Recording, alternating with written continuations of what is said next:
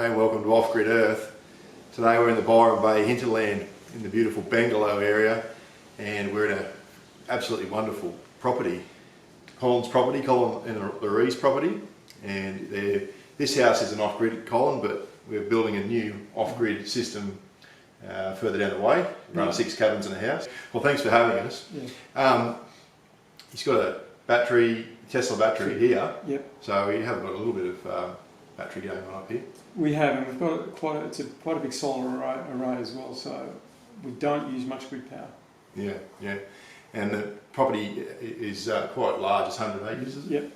And absolutely beautiful, green as, if there's such thing as a drought, it doesn't exist up here, so it seems anyway.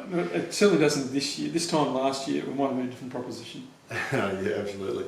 So, so there's a big off-grid system going in. It's for 6 cabins and a house, which is for an accommodation. And Colin, you were motivated to do that because your grid costs were pretty high. Yep. To connect to the grid. And the grid's isn't all that reliable here due to the electrical storms, which blow up systems, and trees that come down because there's a lot of rainforest around here. Yeah.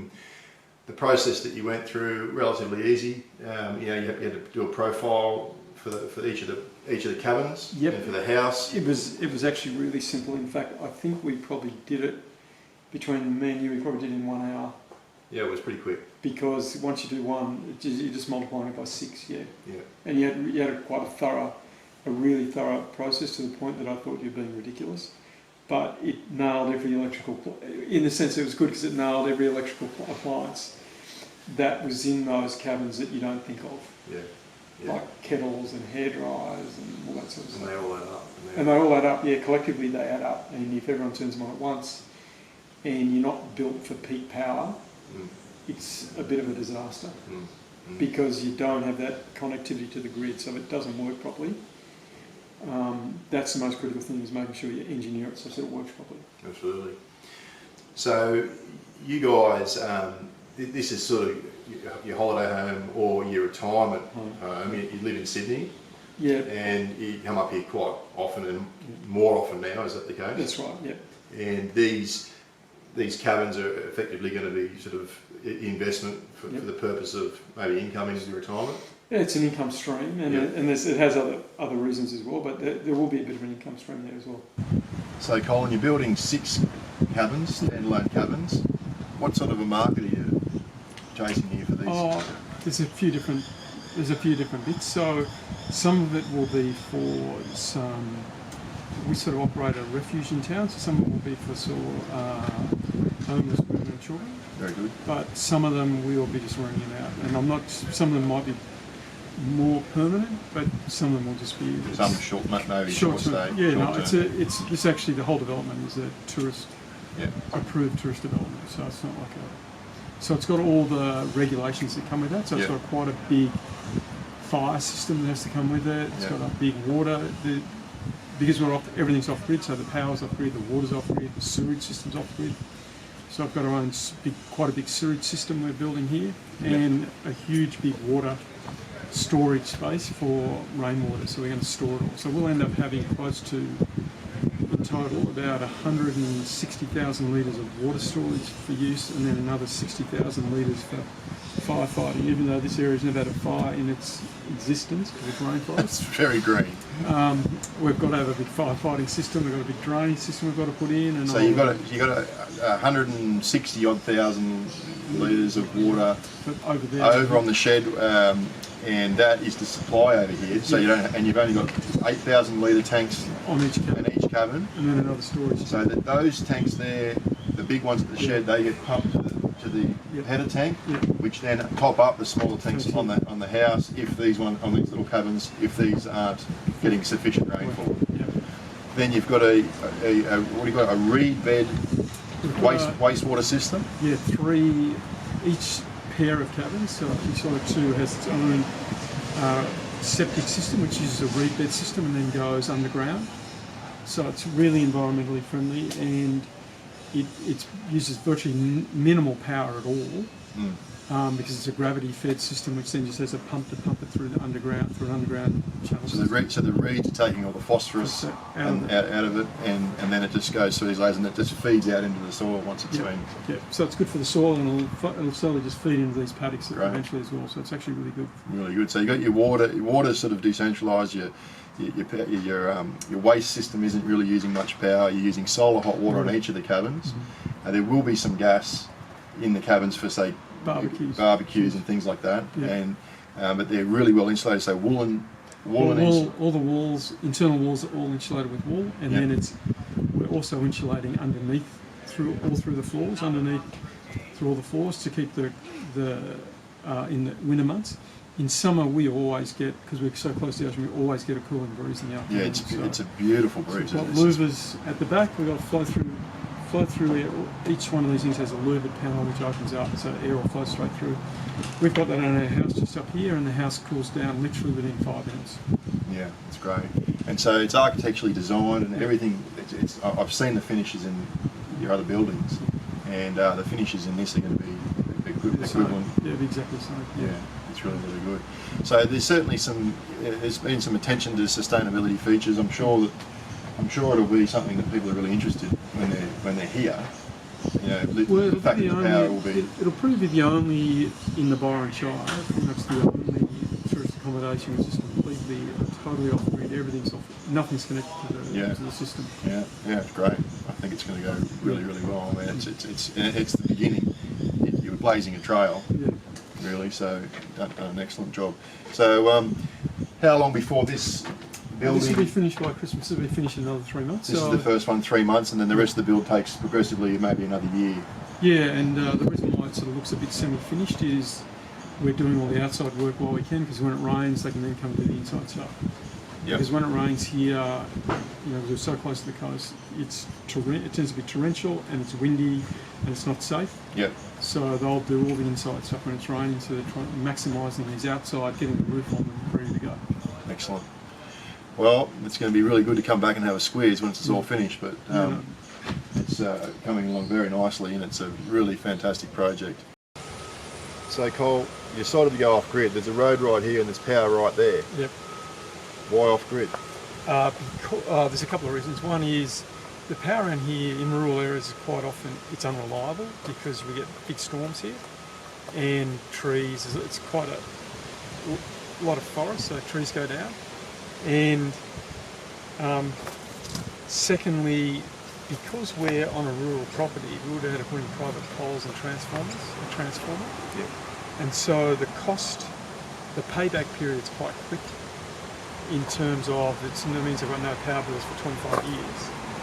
But the cost of transformers and private power bills, private poles, is not a lot. It's not dramatically different from the cost of going completely off grid. So once you've got a bit of a head start, it narrows the gap for the payoff. Yeah, it does. You know, and once it brings it into that 5 or 6 year range, then it really starts to make sense. And sometimes it can be even narrower, especially if it costs the same to go off grid as it would to connect to the grid. Yeah. It's not. I reckon the payback will be really quickly because I would have had to pay, and then I would have had to deal with going off grid and dealing with the local authority here. It's just it's complicated. Painful. And one of the great benefits, if you do a solar farm, unlike this shed, which has to be 25 metres from the road, that can be within 2 metres from the fence line. So that makes a huge difference in terms of space. This piece of this ground mount here is there's about 10 or 11 kilowatts on there. We couldn't quite get enough on the shed.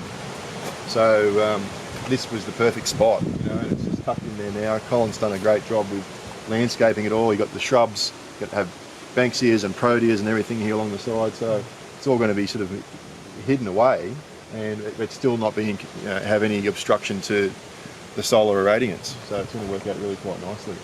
So, even for big systems, I mean, this was not an insignificant spend for Colin. I mean, it's fairly pricey, but it still makes sense on this sort of scale, and indeed bigger scales than this. Yeah, it sort of surprises me that the big farmers that use a lot of power, like dairy farmers, some of the big food processors, I know increasingly they're going solar. It just surprised me that the pace is so slow because their payback would be really fast. Yeah. Well, the on-grid version of solar is almost a no-brainer now. Yeah.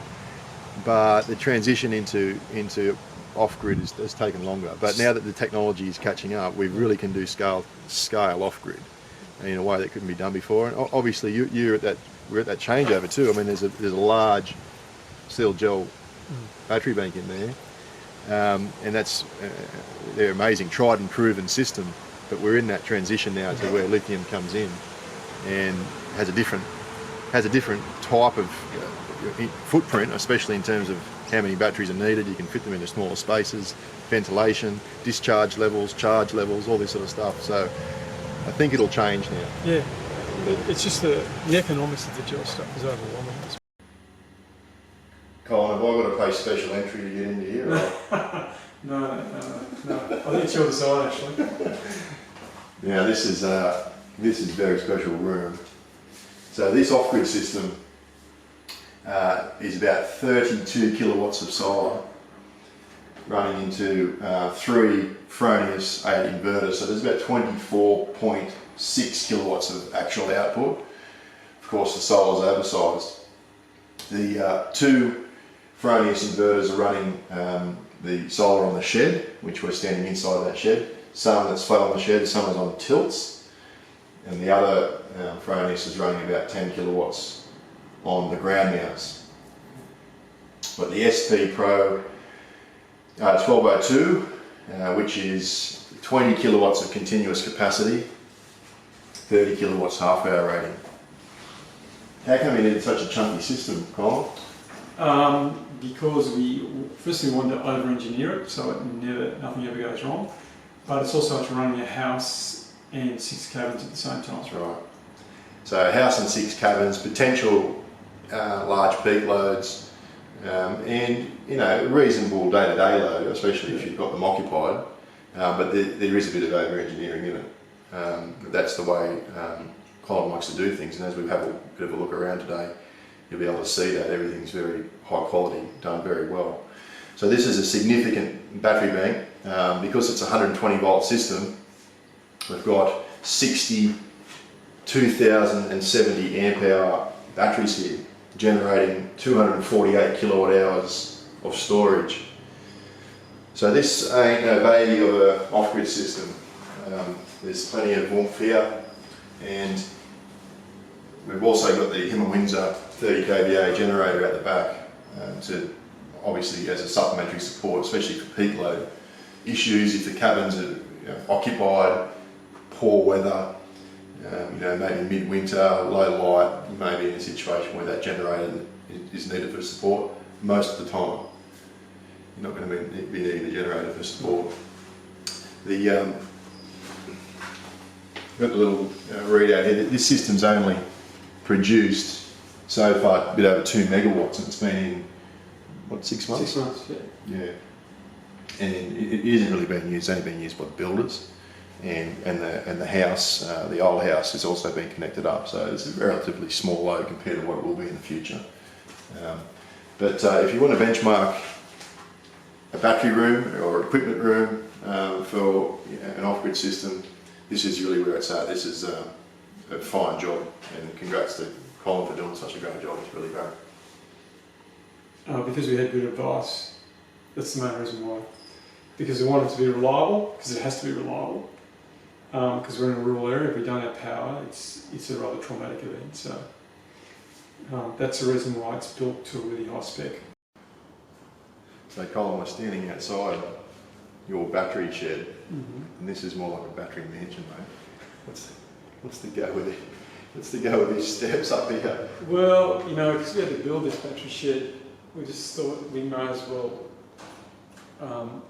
be able to use the roof space as well for storage. So we're just using it for storage, and we put a big farm gate on here so we can use the tractor and the forklifts and put pallets up there and bring it back down. Now that is maximising space. It's very efficient, and obviously, not having to have the cost of power, it's going to be a little bit helpful, isn't it? Well, it is, because it means we're not going to have a power bill. That system, the way it's built, should last at least 20 years, which will outlive me possibly. it means we really don't have either a capital cost or a consumption cost for at least 20 years. And we're going to have a really reliable system, and we don't have to deal with integral energy ever again. For people that live in rural areas, that's really critical, because if we don't have power, we don't have water. Because most people have got tank water with pumps on them. Yeah. That means you can't have a shower, you can't go to the toilet, you can't do the washing. There's a whole lot of dramas that come with not having power. What was the ballpark of the investment that went into a system of that scale, Colin, if you don't mind? It's about, for the power system, it's probably around $140,000. Because we're building the power in the street here isn't 240 volts. I think it's 400 or something like that. So we would have had to put in a big transformer and private poles and things like that. So you were telling me also, Colin, that you've been replanting on this property for years, and you've now got some amazing corridors of green, which are connecting up, and you also are taking out invasive species and replanting soon with species that will be supportive of koala habitat. Yeah, no, we've planted over the 20 years we've been here like 150,000 rainforest trees. So we've got some really, really beautiful rainforest, and trees around here will easily grow 2 or 3 metres a year if we get enough rainfall. Early autumn next year, we're going to plant probably around 1,000 koala food trees along that railway corridor, which won't have an immediate impact, but it will have an impact, in 5 to 10 years' time. It'll be quite good, because this area was always rainforest, so it's not natural to have koalas here, but over certainly the last 5 to 10 years, we've had around Bangala in particular, there's quite a few koalas have turned up, where over the previous 20 years, people had planted eucalypts, and the koalas have moved in. So this will give them a corridor. There's a bunch of koalas down there, there's a bunch of koalas in Byron Bay, but there's no corridor linking them. So this will now give the koalas about a 5 kilometre corridor of food trees. Not just for food, but places to hide. Great. Everything's functioning quite well out there, albeit with the main load still to go on. Would you do anything different? Would you have any advice for people who are wanting to go off grid on this scale, or even on the smaller scale? Is there anything that... I think we've had local people here that have helped with the installation as well. And one thing I've discovered from talking to them as well, if you want to do it, you've got to do it properly. And there are people around here, and it's the same everywhere, where people offer you a really cheap job and it's not designed properly, and they run out of power, or they haven't worked out the right plan for the number of cells they needed, so they don't have power because they don't have enough cells, they don't have enough battery power. Where they tell people they're going to put them on their roof, it's facing the wrong direction. When they go to do the installation, I just think you want to be really careful who you go to.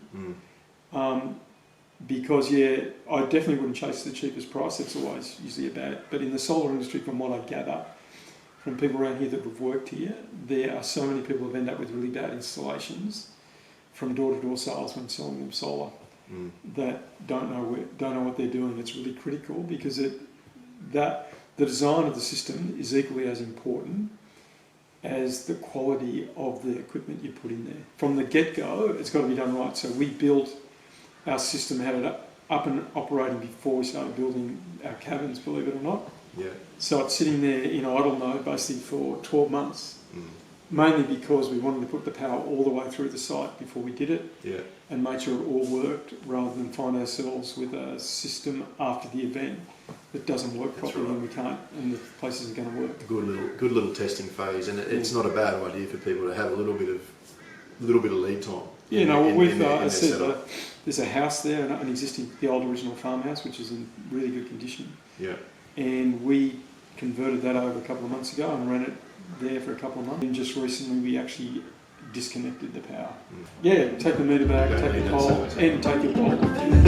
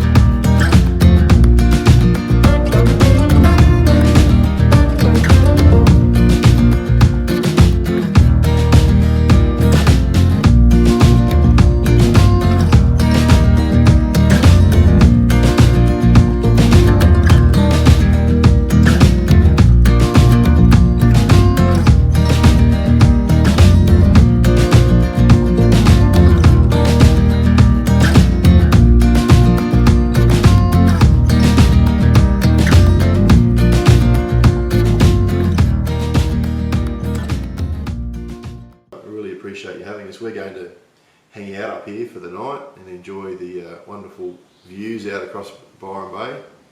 And yeah, it's been really great to come out, really great to be involved.